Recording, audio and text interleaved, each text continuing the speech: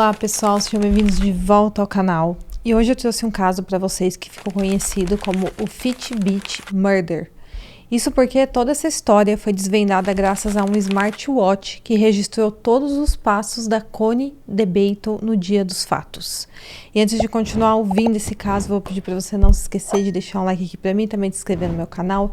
Fiquem comigo até o final do vídeo e bora pro caso de hoje.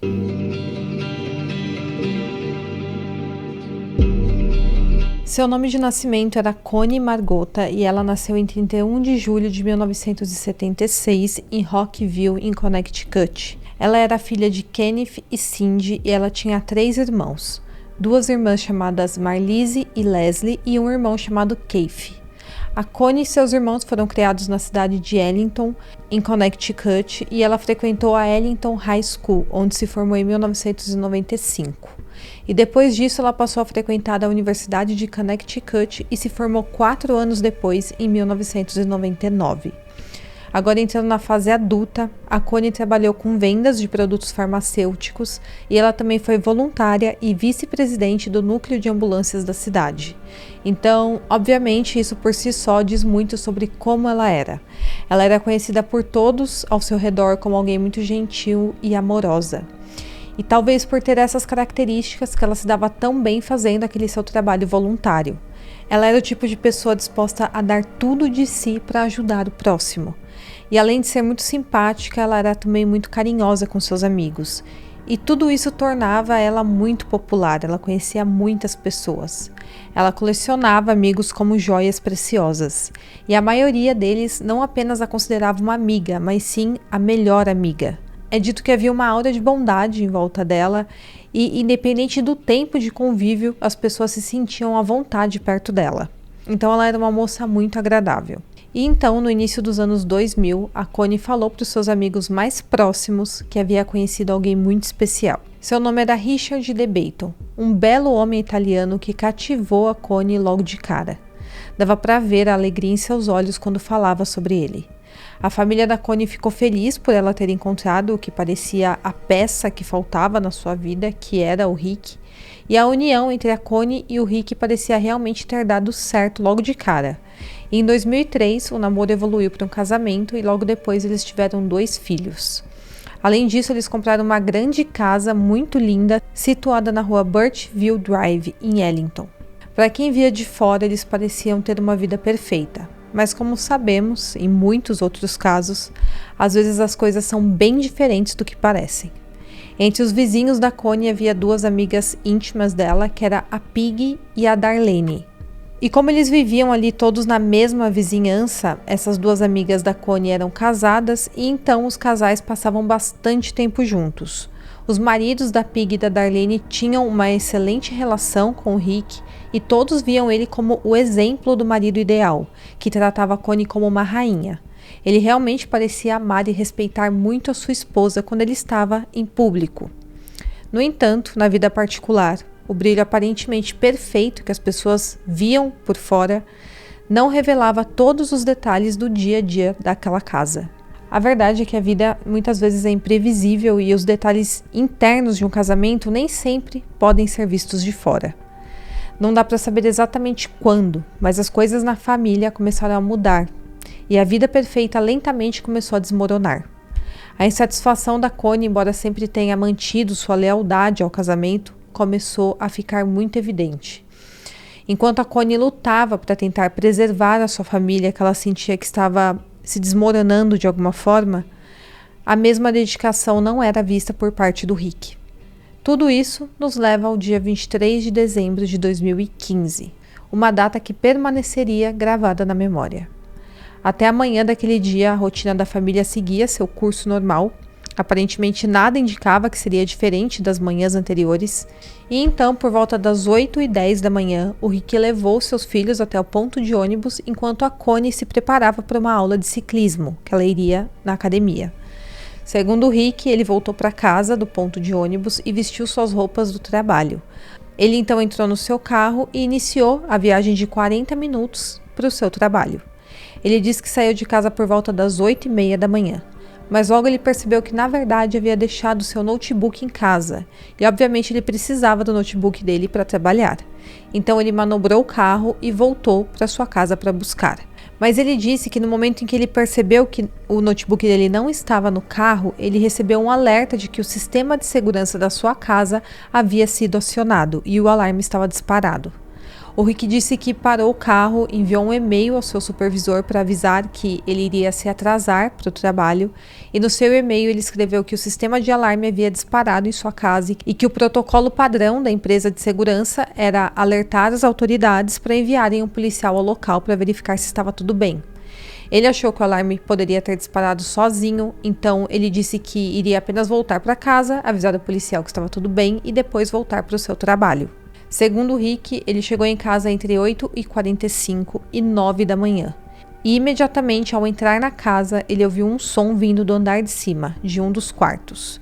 A princípio ele disse que achava que o som tinha sido causado por um dos seus gatos, que normalmente derrubavam as coisas, e ele pensou que talvez o gato também pudesse ter feito o alarme disparar. Mas quando ele falou que chegou ao quarto dele, ele ficou chocado ao ver um homem muito grande, vestido com uma roupa toda camuflada, mexendo no guarda-roupa. Não demorou muito para esse intruso também ver o Rick. Nesse momento, o Rick falou que o intruso o empurrou e o ameaçou, dizendo que ele precisava entregar seus cartões e o número das senhas, ou ele iria esperar a família do Rick voltar e iria tirar a vida de todos eles ali mesmo. Enquanto isso, a Connie estava a caminho de casa, mais cedo do que o habitual, porque a sua aula na academia tinha sido cancelada. E sem saber da presença do intruso, ela entrou na sua casa e eles ouviram a porta da garagem se abrindo. Nesse momento, o Rick disse que gritou, desesperado, avisando que tinha alguém na casa para Connie não entrar, para ela correr. Mas ele falou que nesse momento, o homem que havia invadido a casa correu em direção a Connie para tentar encontrar onde ela estava. Ele disse que os dois saíram correndo de dentro do quarto e eles entraram meio que em uma luta corporal no topo da escada e o intruso acabou empurrando o Rick escada abaixo. Nesse momento, a Connie provavelmente já estava entrando em casa. O Rick avisou que tinha alguém na casa e a Connie foi em direção ao porão da casa, mas o homem acabou seguindo ela até esse porão. Ela correu escada abaixo para pegar uma das duas armas que sua família guardava lá embaixo, naquele porão, e quando o Rick conseguiu se levantar e correr para o porão, já era tarde demais. Ele falou que ouviu um som de tiro e ele disse que foi tão alto que ele não conseguiu ouvir mais nada durante alguns minutos. Ele disse que pensava ter ouvido um segundo tiro, mas ele não tinha certeza porque seu ouvido estava tampado depois do primeiro tiro. E algo importante de pontuar aqui é que o Rick disse que não viu como o homem conseguiu pegar a arma da mão da Connie. Mas o fato, segundo o Rick, era que esse homem tinha pegado a arma da mão da Connie e tinha atirado nela. Depois o Rick disse que o homem dominou ele e fez ele desmaiar, pressionando o pescoço dele. E ele disse que ele só se lembra de acordar já amarrado em uma cadeira de metal no porão da sua casa. E ele falou que o homem pegou um estilete que tinha na caixa de ferramentas para começar a machucar ele. E depois de ter sido cortado algumas vezes, o Rick disse que o homem pegou um maçarico e começou a colocar coisas dentro de uma caixa e queimá-las. Porém, não fica claro o que eram esses itens e por que o intruso queria colocar fogo naquelas coisas. Segundo o Rick, depois disso o homem tentou queimar ele, mas como o Rick estava só com um braço e uma perna amarrada, ele disse que de alguma forma conseguiu pegar o maçarico da mão desse cara e usar contra ele. Ele disse que o homem estava usando uma máscara, mas o Rick disse que de alguma forma ele conseguiu queimar o rosto do intruso mesmo com aquela máscara. E depois disso o homem fugiu da casa. E de acordo com o Rick, tudo isso que eu contei aconteceu em 5 minutos. Desde o momento que ele entrou em casa e encontrou o intruso lá dentro, até o momento que o homem fugiu. Então, tudo isso, segundo o Rick, aconteceu em 5 minutos. Então, de acordo com a sua história, se ele voltou para casa entre 8h45 e 9 da manhã, tudo isso teve um fim às 9h05 da manhã. Porém, apenas às 10h16 da manhã, a Polícia Estadual de Connecticut recebeu uma ligação da empresa de segurança alertando que um alarme havia sido acionado na rua Birchville Drive. 5 minutos depois, a polícia recebeu outra ligação, mas dessa vez vindo do celular do Rick. Um membro do Corpo de Bombeiros da cidade de Ellington foi o primeiro a chegar ao local. e ele percebeu que a porta da frente estava aberta, mas uma segunda porta de proteção, que geralmente nas casas americanas tem, ainda estava fechada. Ele bateu e ninguém respondeu, então ele entrou na casa e notou que tinha fumaça no local. Ele também notou que a porta do porão estava aberta e havia um rastro de sangue que ia do porão até a cozinha. Quando ele entrou na cozinha, ele falou que viu o Rick, que ainda estava amarrado à cadeira, mas estava deitado de bruços no chão da cozinha, como se ele tivesse sido amarrado e de alguma forma ele conseguiu se jogar no chão. Nesse momento, o Rick avisou o bombeiro que o homem ainda estava na casa. Então, imediatamente, o bombeiro pediu reforços e relatou o crime para a polícia como uma invasão de casa. Não demorou muito até que dezenas de policiais fossem até a casa analisar a cena do crime e procurar pelo invasor, porque ele poderia estar na casa ou então estar escondido ainda na vizinhança. Quando perceberam que o homem não estava mais na casa, os policiais começaram a tomar nota de tudo o que viram ali na cena do crime. O Rick ainda estava deitado no chão quando os investigadores chegaram e eles viram que apenas o pulso esquerdo e o tornozelo esquerdo dele tinham sido amarrados na cadeira. Então seu braço e perna direita tinham ficado livres. E ele também estava com uma gravata em volta do pescoço que parecia que estava apertando um pouco para restringir sua respiração. Antes que o Rick fosse levado até o hospital, cães farejadores foram levados para revistar a casa, porque um intruso tinha estado no local, segundo a história do Rick, e os cães deveriam conseguir sentir o cheiro desconhecido e levar a polícia na direção que o homem tinha fugido. Mas em vez de detectar o cheiro de um intruso, um dos cães alertou para outra pessoa. O cachorro foi levado primeiro para o quintal, onde a carteira do Rick foi encontrada jogada no chão, caída ali na grama, e como ele tinha dito aos investigadores que o homem havia pedido a sua carteira, a ideia da polícia é que o intruso pudesse ter deixado cair enquanto fugia da casa. E o cachorro começou a rastrear o cheiro de quem tinha pegado a carteira. E o cachorro conduziu a polícia até a porta da frente, aonde o Rick estava. O policial que estava conduzindo esse cachorro o fez tentar mais 2 vezes rastrear o cheiro do intruso e na terceira tentativa, o cachorro pulou na parte de trás da ambulância onde o Rick estava sendo tratado naquele momento. Outros 2 cachorros foram solicitados a rastrear algum cheiro, mas nenhum deles conseguiu sentir um cheiro de pessoa desconhecida. A partir disso, os investigadores ficaram em alerta em relação ao Rick. Logo depois que o Rick foi levado às pressas para o hospital e foi tratado os seus ferimentos, que eram na verdade apenas pequenos ferimentos superficiais, ali mesmo na maca do hospital o Rick foi interrogado pela primeira vez. Ele falou naquele momento que não conseguiria fornecer muitas informações sobre a aparência da pessoa que tinha invadido a sua casa e que apenas sabia que era um homem muito grande, forte e alto. Ele falou que o homem estava usando máscara e luvas para não ser identificado. E nesse momento, o Rick disse aos investigadores que ele viu o intruso atirar em sua esposa no porão. O corpo da Connie foi realmente encontrado ali no porão e ela tinha sido atingida uma vez no estômago e outra vez na nuca. E infelizmente ela não sobreviveu. Logo os investigadores perceberam que a história do Rick tinha mudado desde a primeira versão dos fatos. E essa foi apenas a primeira história que o Rick contou para a polícia, o que significa que ele contou mais de uma história. Tiveram, na verdade, várias outras versões. Quanto mais perguntas os investigadores faziam para ele, menos sua história fazia sentido. Para começar, o Rick começou a dizer que não tinha mais certeza de que horas ele realmente saiu para trabalhar naquela manhã. Ele apenas disse que era entre 8h10 e 8h30 da manhã. E ele falou que depois que ele saiu, ele percebeu que estava sem o seu notebook e virou o carro para voltar para sua casa. E foi nesse momento que ele recebeu aquela notificação de que o sistema de alarme de dentro da sua casa havia sido acionado. E quando perguntaram se ele havia ativado o sistema de alarme naquela manhã, ele não soube responder. Ele disse que não conseguia se lembrar se foi ele quem ligou o alarme antes de sair, ou então se foi a Connie quem fez isso. E faria sentido a Connie ter ligado o sistema de alarme da casa quando ela saiu para a aula, porque o Rick, na primeira versão dos fatos, disse que ele saiu primeiro e que ela saiu depois dele. Então, fazia sentido se a Connie tivesse ligado aquele alarme e não o Rick. Mas depois ele mudou sua versão dos fatos e disse que não conseguia se lembrar quem tinha saído primeiro, se era ele ou se era a Connie. Portanto, ele não conseguia se lembrar quem tinha ligado o alarme.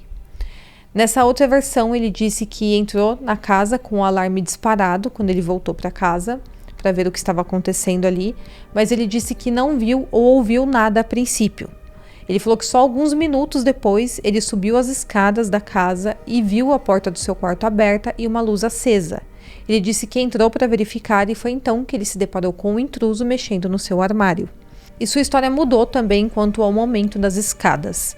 Ele disse na primeira versão que o intruso o empurrou das escadas, mas nessa nova versão ele disse que desceu as escadas tropeçando e que o intruso pulou sobre ele e correu em direção a Connie.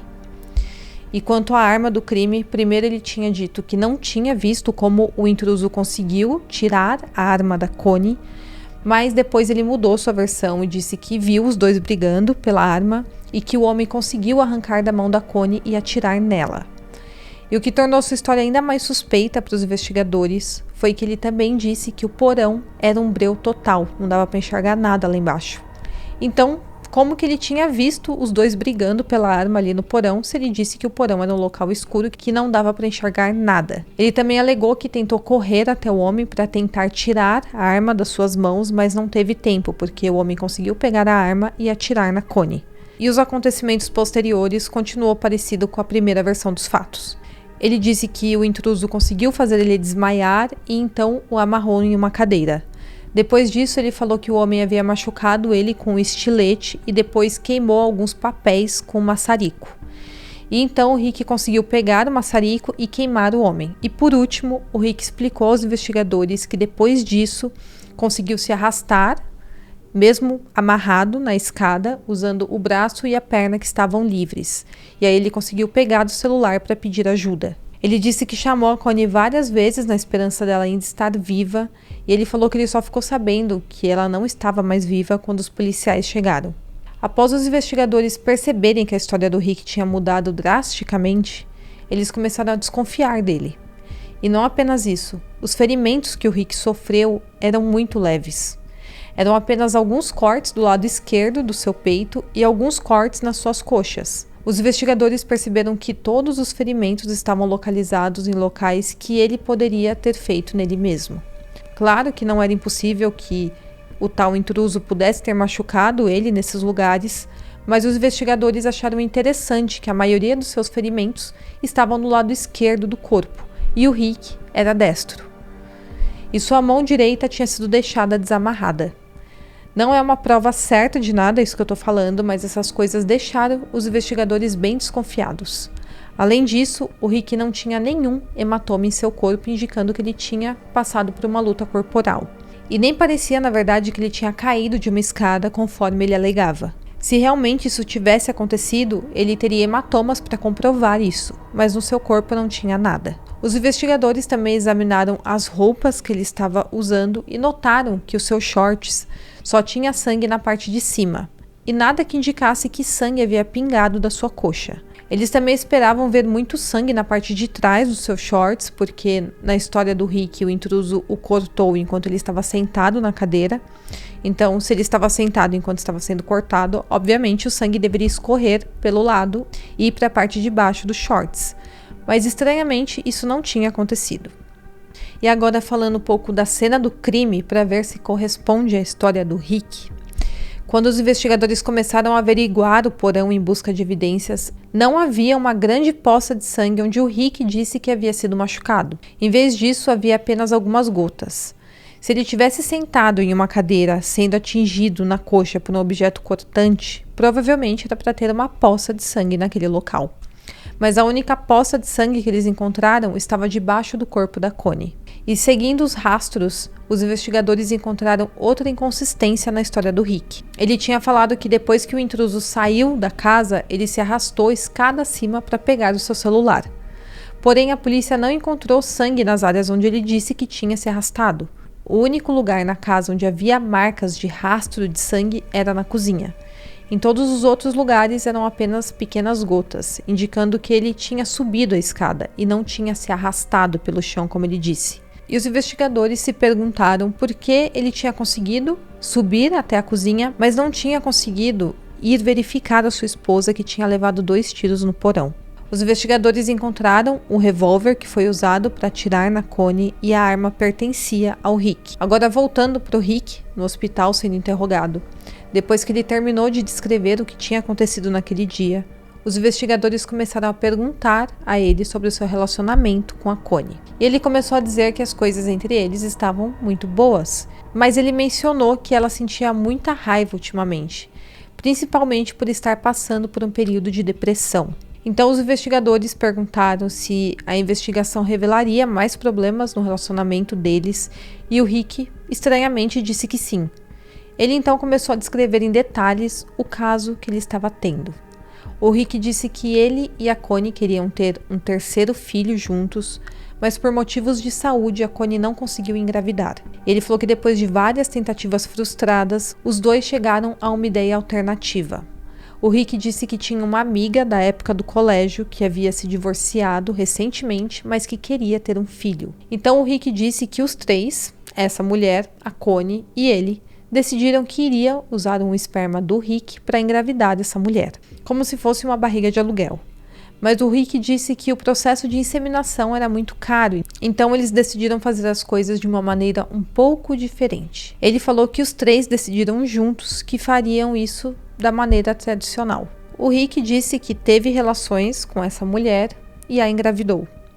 Ele disse que a Connie concordou com tudo isso e que não apenas isso. Ele disse que de certa forma tudo tinha sido ideia da própria Connie e que os três seriam pais daquele bebê. Isso é no mínimo estranho, e os investigadores perceberam que não podiam acreditar naquilo que eles estavam ouvindo. Eles então começaram a fazer perguntas para o Rick e mais uma vez sua história começou a mudar.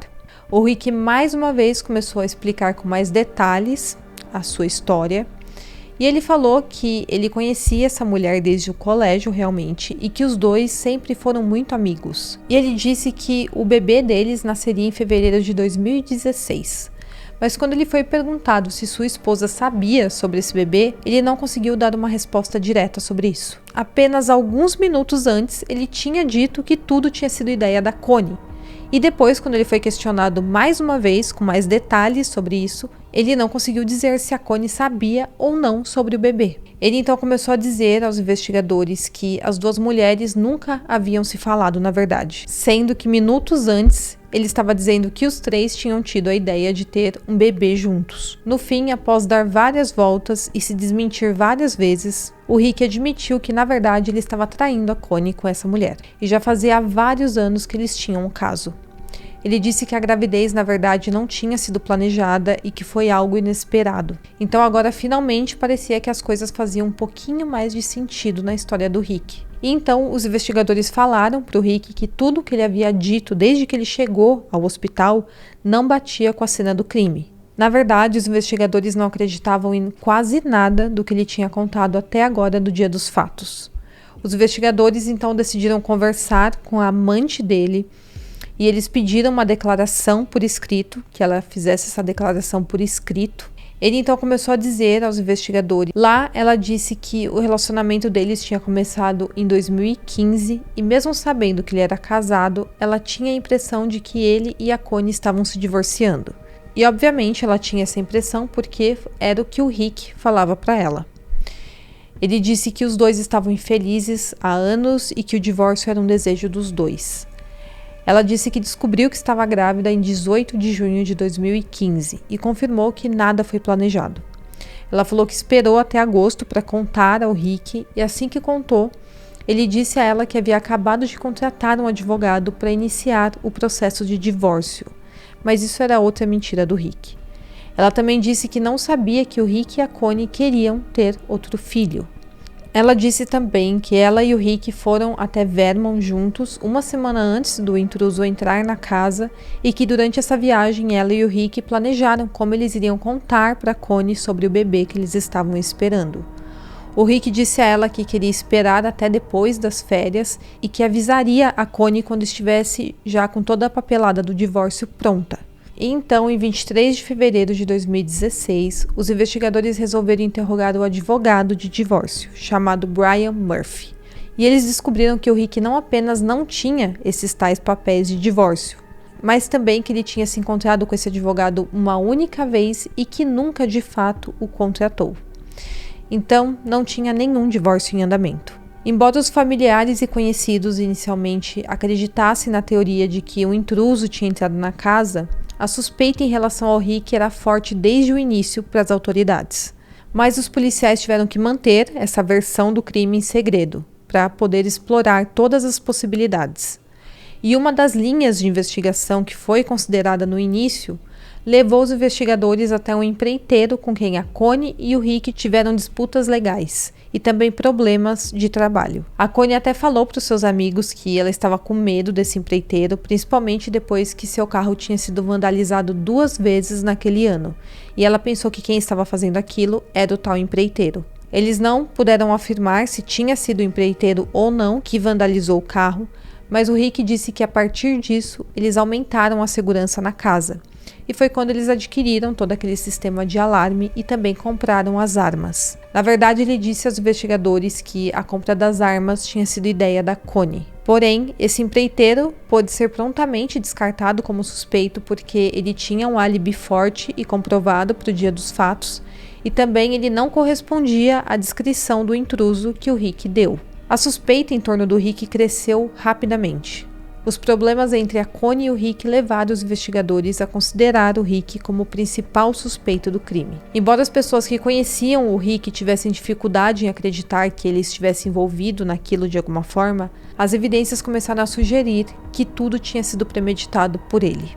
No entanto, a investigação continuou explorando outras pistas e também cenários para garantir uma análise completa e imparcial da situação. Então, após os investigadores considerar inúmeras possibilidades, eles voltaram a investigar o Rick. Essa investigação sobre o Rick foi mantida em sigilo por um longo tempo, conforme eu falei, até que eles tivessem informações sólidas o suficiente para fazer uma prisão. Ao longo de 2016, os detetives começaram a interrogar pessoas próximas do casal para ter uma noção melhor de como era a vida deles. E várias pessoas disseram que não tinha como a Connie aceitar o Rick tendo um bebê com uma outra mulher. Eles falaram que ela jamais aceitaria aquilo. Amigos e conhecidos da Connie se mostraram surpresos também com a ideia da Connie ter comprado aquelas armas, porque, segundo eles, ela sempre foi contra a posse de armas de fogo. Eles disseram que era muito improvável que a iniciativa de adquirir aquelas armas tivesse vindo dela. Eles falaram também que o Rick se comportou de maneira estranha após o falecimento da Connie. Quando amigos tentaram confortá-lo ele de alguma forma, ele agiu como se não conhecesse essas pessoas. E inicialmente, com esse comportamento esquisito, os amigos dele pensou que talvez o Rick estivesse traumatizado de alguma forma por ter passado por todo aquele trauma recente. Mas mesmo assim, os amigos da Connie enfatizaram a estranha ausência de emoção por parte do Rick. Eles falaram que durante o funeral da Connie, eles permaneceram perto do túmulo um bom tempo e não se lembravam de ter visto o Rick por perto. A atitude do Rick e também seu comportamento frio e sem emoção fez com que os amigos do casal estranhassem aquela atitude. E aquilo era muito estranho, porque o Rick sempre foi visto como um marido muito dedicado e amoroso. Mas até então, a ideia de que ele poderia estar envolvido no crime não passava pela cabeça de nenhum deles. Quando os familiares foram interrogados, eles falaram que o casal estava passando por alguns problemas financeiros nessa época. É dito que basicamente o dinheiro estava desaparecendo, não dava conta dos gastos. E a Connie não tinha ideia para onde estava indo. Ela disse a alguns amigos mais íntimos que ela não era feliz em seu casamento e que estava cansada de assumir todas as responsabilidades. E fica claro que ela estava realmente pensando em se divorciar do Rick. Os investigadores então olharam o celular dela e encontraram uma seção em seu aplicativo de notas intitulada "Por que eu quero o divórcio?". E lá ela fez uma lista com várias coisas, como por exemplo: ele mente, ele me trata mal, ele pega dinheiro que não é dele, ele não é bom com as crianças, ele só se preocupa consigo mesma, ele não compartilha suas senhas, não há confiança e também várias outras coisas. Além disso tudo, o comportamento do Rick após a Connie ter a vida tirada foi totalmente esquisito. A família dela disse que apenas um dia após os fatos, ele não expressou nenhum sentimento, nem o quanto ele amava e sentia falta da sua esposa. Tudo que ele disse aos familiares foi: "Não fui eu que fiz isso". Em 11 de janeiro de 2016, os investigadores descobriram que o Rick e a Connie, cada um deles, tinha uma apólice de seguro de $475 mil no nome deles. E um era beneficiário do seguro do outro. Então, a Connie era beneficiária do Rick e o Rick era beneficiário do seguro da Connie. A apólice do Rick tinha sido cancelada em 2012 por falta de pagamento, mas a apólice da Connie ainda estava ativa. Apenas 5 dias após os fatos, o Rick fez a solicitação dessa apólice. Além disso, apenas um mês após os fatos, o Rick coletou mais de $75 mil da empresa onde a Connie trabalhava. No início de 2017, os investigadores executaram vários mandados de busca, incluindo nos registros telefônicos do Rick e da amante dele. Também pegaram os registros do sistema de segurança da casa, do tablet do Rick e, o mais importante, os registros do smartwatch da Connie. E, finalmente, foram as informações desse último registro do smartwatch que provou quem realmente era o criminoso. Olhando os registros do celular da amante do Rick, os detetives conseguiram cavar fundo ainda mais nas mentiras que o Rick estava contando.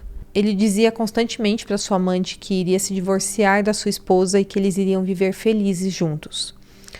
Os registros telefônicos do Rick também foram examinados e, mais uma vez, os detetives puderam ver o quão mentiroso esse homem era, porque ele mandava mensagem de texto para sua esposa dizendo "eu te amo" e, logo em seguida, ao mesmo tempo, ele mandava mensagem também para sua amante dizendo "eu te amo".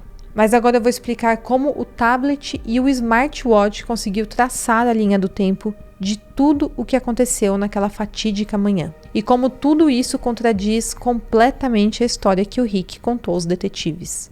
Naquela manhã, às 8h44 do dia 23 de dezembro, a porta da garagem fica registrada no sistema de segurança que abriu e fechou, o que bate com o horário que a Connie saiu para sua aula na academia. Logo depois, a Connie pode ser vista chegando na academia na câmera de segurança às 8h53. E seu smartwatch começa a registrar os seus passos, indicando que ela estava caminhando em direção à academia. Minutos antes, às 8h50, o Rick estava usando seu login para desarmar todo o sistema de segurança da casa, incluindo todos os sensores de movimento da casa. E logo depois, ele ligou todo o sistema novamente. Ele recebeu uma mensagem de texto confirmando que os alarmes estavam ativos e dá a entender que era nesse momento que ele estava saindo para trabalhar. Porém, 9 minutos depois, às 8h59, o Rick desarma o sistema de segurança novamente através do seu chaveiro, que é um dispositivo manual que você consegue habilitar e desabilitar como se fosse um chaveiro de carro, que você abre e fecha através do chaveiro. Isso significa que o Rick tinha que estar em casa, ou pelo menos muito perto da casa, às 9 da manhã, para que ele conseguisse desabilitar o alarme usando o seu chaveiro. E provavelmente esse era o momento em que ele estava voltando para casa para verificar o tal alarme disparado. Então, nesse meio tempo de 9 minutos, o intruso teria entrado na casa e se escondido lá dentro, ou então teria ficado mexendo ali no armário. Mas, na verdade, nesse meio tempo, o sistema de alarme não indicou nenhum intruso na casa, e também não indicou nenhum movimento dentro da casa. Além disso, às 9h02 da manhã, os dados do tablet do Rick confirmam que ele estava em casa e estava usando a internet, porque o endereço de IP mostra que ele estava conectado em sua conta do Outlook nesse mesmo momento. Às 9h04, os mesmos registros do tablet indicam que o Rick enviou um e-mail para o seu supervisor, e o endereço de IP confirma que o local de envio era o endereço onde ele morava. Então ele estava enviando aquele e-mail, na verdade, da sua casa, e não do seu carro no meio do caminho, conforme ele tinha falado. E no e-mail ele também dizia a mesma coisa. Ele disse no e-mail que estava a caminho de casa porque o alarme tinha disparado. Ele precisava verificar se tinha algum intruso na casa ou por que o alarme tinha disparado. Ele não disse que ele já estava em casa. E como eu disse anteriormente, o Rick disse que todo o ataque do intruso durou cerca de 5 minutos. Mas se os alarmes indicam que ele voltou para casa às 9 horas e ele enviou esse e-mail às 9h04, isso significaria que todo o ataque teria que ter ocorrido em apenas 1 minuto, o que é impossível. E então, analisando os dados do smartwatch da Connie, os investigadores encontraram grandes evidências desse caso. Quando a Connie chegou na academia, ela ficou lá por poucos minutos, porque, como eu disse, a aula dela acabou sendo cancelada. Seu smartwatch não mostra nenhum movimento por 8 minutos, que é quando ela está voltando para casa de carro. O Rick disse que sua esposa tinha sido baleada logo quando voltou para casa, mas na verdade o smartwatch dela mostrou que ela andou pela casa uma distância de 1.217 passos, entre as 9h18 e 10h05 da manhã. Até mesmo seus registros no Facebook indicaram que ela estava online e ativa por 6 minutos durante esse período. E isso não bate com o relato do Rick, que disse que sua esposa chegou em casa e já correu para o porão para se esconder do criminoso, ou então para pegar uma arma e se defender. Se a Connie tivesse voltado da academia e corrido direto para o porão, talvez tivesse rastreado uma distância de cerca de 200 passos que ela teria andado dentro de casa, da porta até o porão. E além disso, não haveria nenhum movimento depois que ela teve sua vida tirada. E seu último movimento registrado foi às 10h05. E a polícia foi chamada às 10h16 da manhã. Os filhos do casal tinham 9 anos e 6 anos quando a Connie teve sua vida tirada. E desde então eles foram colocados sob os cuidados de um outro membro da família. Os investigadores estavam descobrindo todas essas informações, mas as pessoas ainda não tinham ideia de quem era o criminoso. E isso só foi revelado dia 14 de abril de 2017, quando o Rick foi preso. E então todos descobriram a verdade. O Richard DeBeito foi preso e acusado de tirar da vida da sua esposa. Foi acusado também de adulteração de provas e por fazer uma declaração falsa. Durante a sua audiência, o Estado argumentou que a fiança deveria ser fixada em $5 milhões, considerando o fato de que toda a sua família era muito rica. Porém, ele era um homem que tinha 2 filhos e não tinha antecedentes criminais, e no final sua fiança foi fixada em apenas $1 milhão, que logo ele pagou para ser solto. No fim, demorou 5 anos para o Rick obter uma condenação. O julgamento acabou sendo adiado 2 vezes, até finalmente começar em abril de 2022. O julgamento durou quase um mês e a defesa conseguiu apresentar algumas informações inegáveis que o júri não podia ignorar. Havia DNA não identificado encontrado em 6 lugares da casa, e a localização do DNA correspondia à história de alguém ter mexido no armário e ter descido para o porão. Eles também notaram que havia uma quantidade insignificante de resíduos de bala encontrados nas mãos do Rick. Ele testou positivo para os resíduos, porém era muito pouco para alguém que puxou o gatilho de um revólver.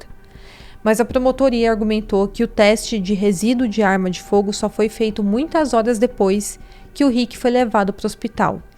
E é possível que suas mãos tenham sido lavadas algumas vezes durante esse tempo, o que justificaria os poucos resíduos encontrados na sua mão.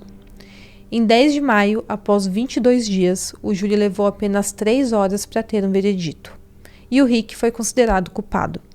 Ele foi condenado a 65 anos de prisão. Ele se diz inocente e disse que vai continuar lutando pela sua liberdade. Esse caso é muito triste, ainda mais sabendo o quanto a Connie era querida por todos à sua volta, mas infelizmente seu destino cruzou o caminho do Rick e tudo acabou em uma terrível tragédia. E o que a gente pode esperar agora é que os apelos da defesa do Rick sejam todos negados pela justiça. Bom, pessoal, então esse é o vídeo de hoje. Esperamos que vocês tenham gostado. Não esqueça de curtir, se inscrever no meu canal e até o próximo caso.